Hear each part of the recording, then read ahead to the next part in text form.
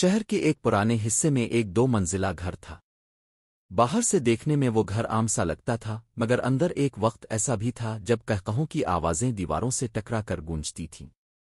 اب وہاں زیادہ تر خاموشی رہتی تھی۔ اس گھر میں رہتے تھے دادا حکمت علی، بیٹا نعمان، بہو فریحہ اور پوتا حسن۔ حکمت علی ریٹائرڈ استاد تھے۔ اصول، صبر اور خاموشی ان کی پہچان تھی۔ وہ اکثر کہتے تھے، گھر اینٹوں سے نہیں رویوں سے بنتا ہے۔ نعمان ایک نجی کمپنی میں کام کرتا تھا۔ مصروف زندگی نے اسے گھر سے زیادہ باہر کا انسان بنا دیا تھا۔ فریحہ گھر سنبھالتی تھی، مگر دل میں شکوے جمع ہوتے جا رہے تھے۔ حسن اسکول جانے والا بچہ تھا جو سب کچھ دیکھتا تھا مگر کچھ کہتا نہیں تھا۔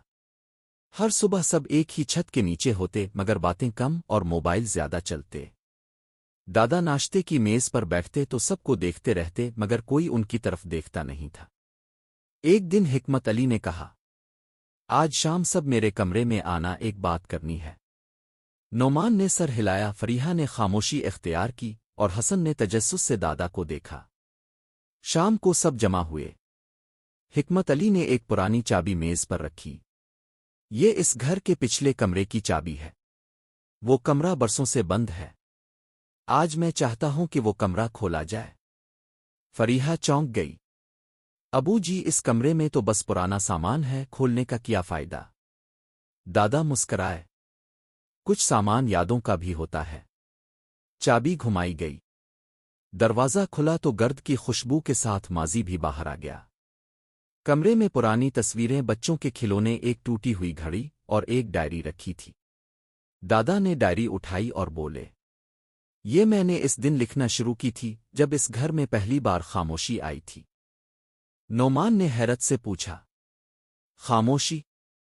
دادا نے آہستہ کہا، جب لوگ ایک دوسرے کے ساتھ رہتے ہوئے بھی ایک دوسرے سے بات کرنا چھوڑ دیں۔ ڈائری کے اوراق پلٹے گئے۔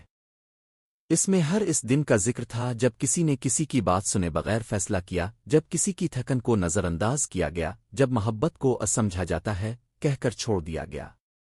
حسن نے پوچھا، دادا، ابو آپ نے ہم سے کبھی کچھ کہا کیوں نہیں؟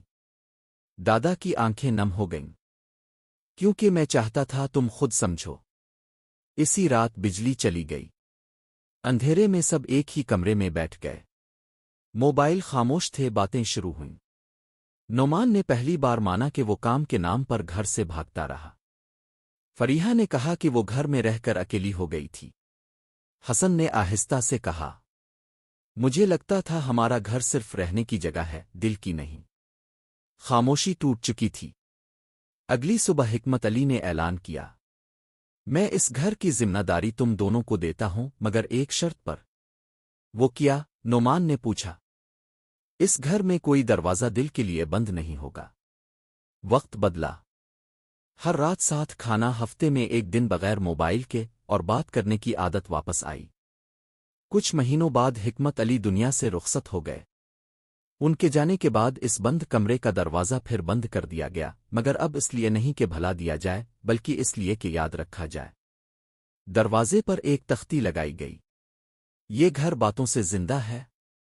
سبق، مورل: گھر میں خاموشی سب سے خطرناک دیوار ہوتی ہے۔ بات نہ کرنا، سمجھنے کی کوشش نہ کرنا، یہی گھر توڑتا ہے۔ جو گھر دل کی بات سن لے وہی اصل میں محفوظ رہتا ہے۔